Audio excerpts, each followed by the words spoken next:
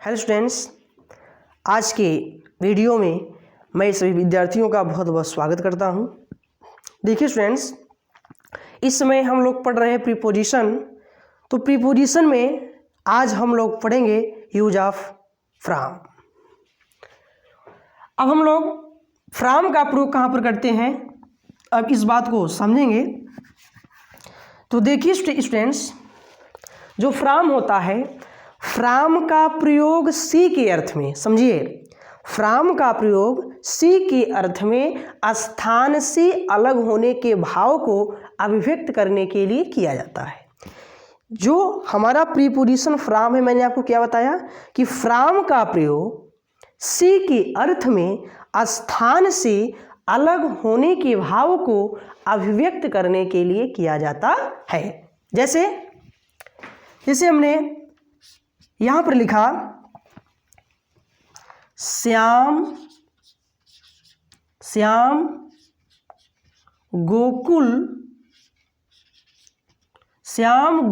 से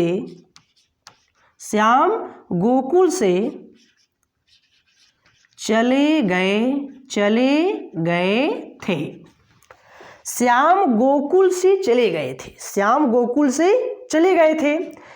तो यहाँ पर श्याम जब गोकुल से चले गए तो यानी कि वो गोकुल से क्या हो गए, अलग हो गए, है ना।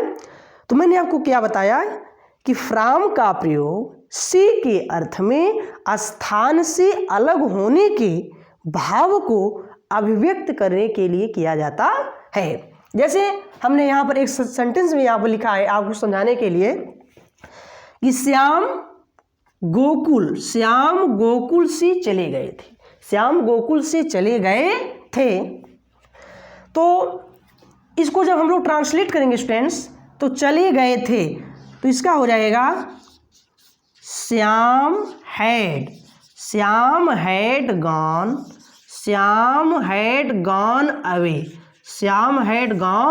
Away from Gokul. क्या हो जाएगा, फ्रॉम गोकुल।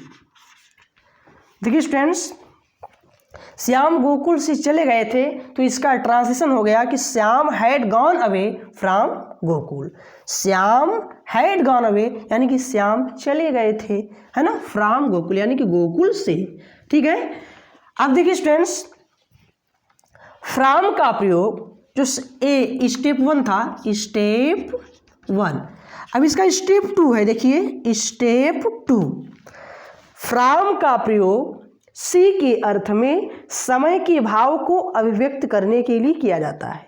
यानी कि जो फ्रॉम होता है तो फ्रॉम का भी प्रयोग सी के अर्थ में समय के भाव को अभिव्यक्त करने के लिए किया जाता है। जैसे हमने ट्रांसलेशन बोला कि वह सोमवार से आएगा।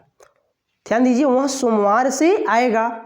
तो यहाँ पर हम लोग क्या करेंगे कि मंडे के पहले किस प्रीपोजिशन का प्रयोग करेंगे, फ्रॉम का। वह सोमवार से आएगा। तो ध्यान दीजिए स्टूडेंट्स, तो ऐसी कंडीशन में हम लोग मंडे के पहले किस प्रीपोजिशन का प्रयोग करेंगे, फ्रॉम का। वह सोमवार से आएगा, तो इसको जब हम लोग ट्रांसलेट करेंगे तो वह क्या होगा, इसका translation he will come from Monday, यानी कि वह सोमवार से आएगा, he will come from Monday. ठीक है ना। तो इसको आप लोग ध्यान दीजिए कि फ्रॉम का प्रयोग सी के अर्थ में समय के भाव को अभिव्यक्त करने के लिए किया जाता है। ठीक है ना। तो इस बात को आप लोग समझ गए होंगे। अब देखिए स्टूडेंट्स, कभी कभी सेंटेंस में आपको मिलता है एज।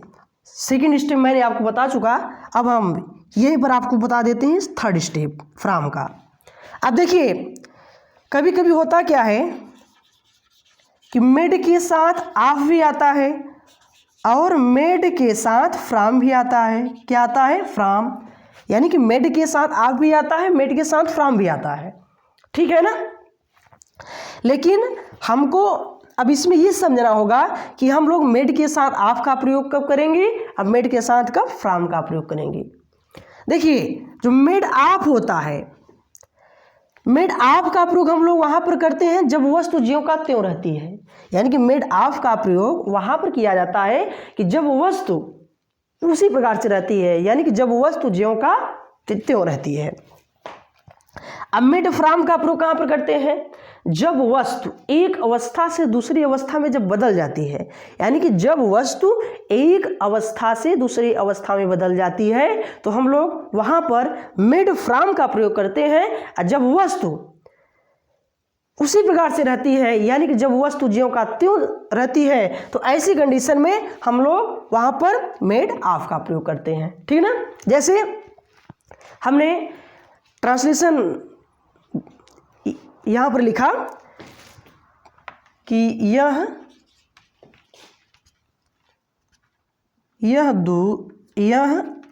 अंगूठी सोने की है। देखिए स्टूडेंट्स, यह अंगूठी सोने की है, यह अंगूठी सोने की बनी, इसका भाव ये होगा यह अंगूठी सोने की बनी है, यह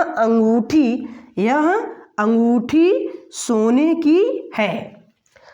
तो इसको जब हम लोग ट्रांसलेट करेंगे तो जब अंगूठी जब सोने की है तो इसमें क्या हुआ कि वस्तु जो है एक अवस्था से दूसरी अवस्था में चेंज नहीं हुई है, वस्तु वही है, यानी कि बस अंतर यही है कि सोना से अंगूठी हो गया, लेकिन उसकी अवस्था में चेंजिंग नहीं हुआ है स्टूडेंट्स। तो इसलिए हम लोग यहाँ पर किसका प्रयोग करेंगे, ऑफ का, है ना, कि इसका प्रयोग करेंगे, यहाँ पर ऑफ का प्रयोग होगा। देखिए यह अंगूठी सोने की बनी है, तो इसको जब हम ट्रांसलेट करेंगे तो ये हो जाएगा this ring is made of gold. यह अंगूठी सोने की बनी है, तो this ring is made of gold. तो यहाँ पर मेड के साथ ऑफ इसलिए हुआ क्योंकि वस्तु जो है ज्यों का त्यों है। अब देखिए स्टूडेंट्स, अब हम लोग मेड फ्रॉम का प्रयोग कहाँ पर करते हैं, इस पॉइंट को समझेंगे। जैसे हमने ट्रांसलेशन लिखा कि यह मिठाई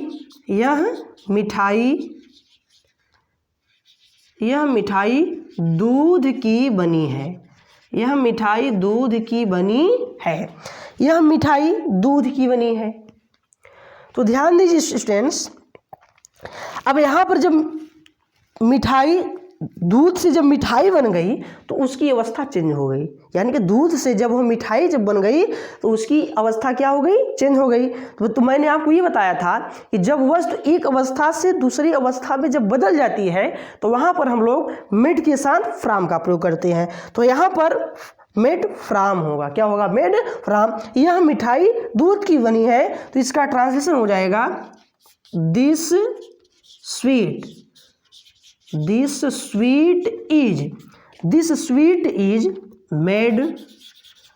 इज मेड फ्रॉम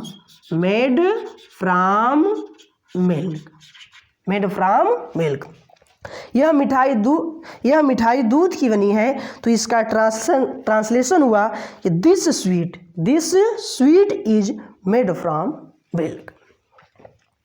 तो ठीक है स्टूडेंट्स, अब हम उम्मीद करते हैं कि आपको मेड ऑफ और मेड फ्रॉम का प्रयोग सही तरीके से समझ में आ गया होगा।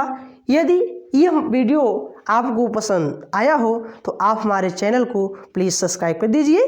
धन्यवाद।